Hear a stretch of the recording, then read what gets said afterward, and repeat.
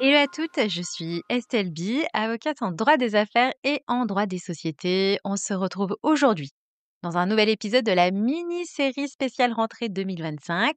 Et aujourd'hui, on va parler d'un truc qu'on préfère souvent mettre sous le tapis. J'ai nommé les aléas de la vie. Pas les plus sexy ni les plus business, mais ceux qui, mal anticipés, peuvent ruiner évidemment votre équilibre financier. Je parle ici de l'arrêt maladie, de la grossesse compliquée, d'un postpartum difficile par exemple, d'accident ou, voire pire évidemment, un décès.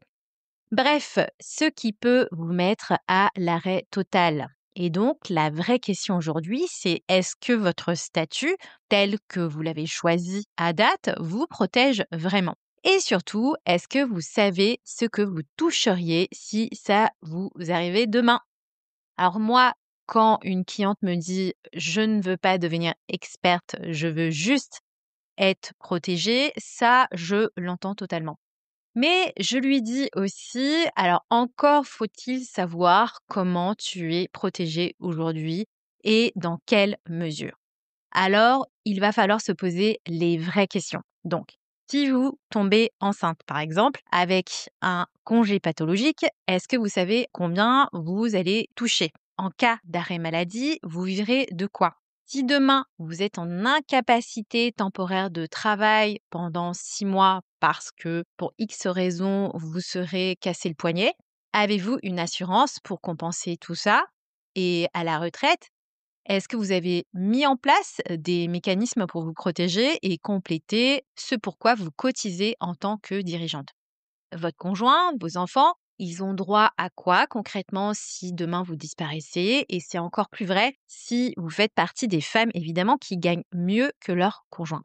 Et donc, si ces questions vous crispent et qu'en général, vous préférez mettre toutes ces questions sous le tapis, eh bien, c'est bien normal. On n'a pas envie d'y répondre en général, mais c'est justement pour ça qu'il faut qu'on en parle régulièrement et concrètement.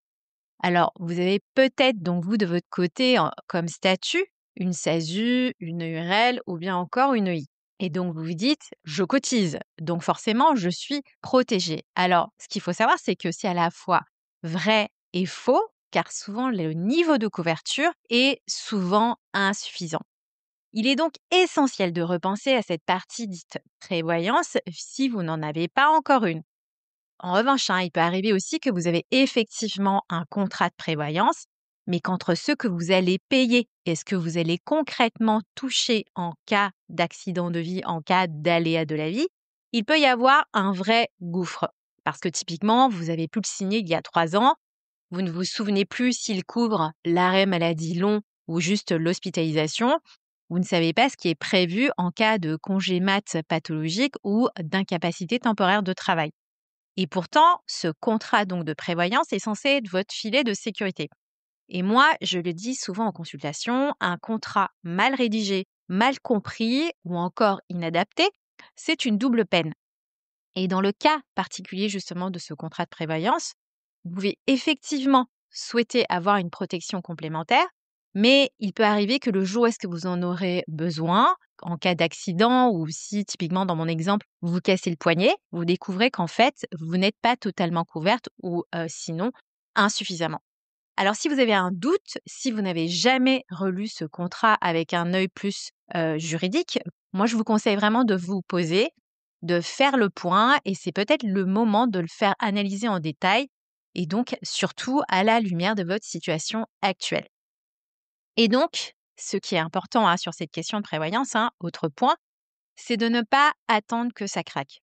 Par ailleurs, si vous êtes parti pour conclure ou typiquement renégocier ce contrat de prévoyance, il faut être conscient de plusieurs choses. Ce que aujourd'hui vous vous versez comme rémunération et ce que vous voulez comme filet de sécurité pour vous ou encore vos proches, typiquement en cas de décès ou est-ce que vous souhaiteriez mettre en place une rente éducation pour vos enfants, par exemple.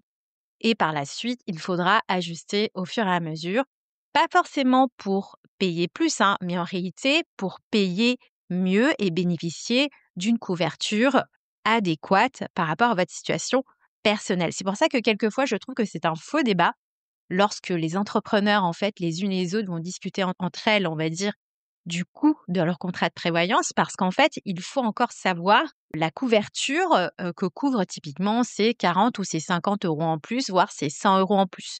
Donc on ne peut pas comparer les choses si typiquement, en fait, vous vous retrouvez avec une couverture différente. Tout ça pour vous dire que, évidemment, vous ne pouvez pas tout anticiper, surtout sur ces aléas de la vie, hein. Évidemment, aujourd'hui, vous avez un business, mais ce qu'il faut savoir, et je le dis tout le temps, la vie personnelle continue. Mais en fait, ce qu'il faut se dire, c'est que en tant qu'indépendante ou chef d'entreprise, vous pouvez éviter de tout subir. Si aujourd'hui, vous n'êtes pas capable de dire ce que vous touchez si vous êtes arrêté, ce que vos proches recevront si vous disparaissez et ce que vous avez besoin de mettre en place pour sécuriser votre retraite, à mon sens, il est temps de faire le point. Vous n'avez évidemment pas besoin de tout comprendre, mais vous devez savoir où vous en êtes et ça, on peut le travailler ensemble. Donc, n'hésitez pas à rendre rendez-vous si vous avez des questionnements par rapport à votre contrat de prévoyance. Moi, je suis là pour vous aider à décrypter les choses par rapport à votre situation personnelle. Donc, je vous dis rendez-vous demain et cette fois-ci, on parlera ensemble de gestion. C'est relou, mais indispensable si évidemment vous voulez garder le cap, que ce soit d'un point de vue perso ou encore professionnel. Je vous dis à demain.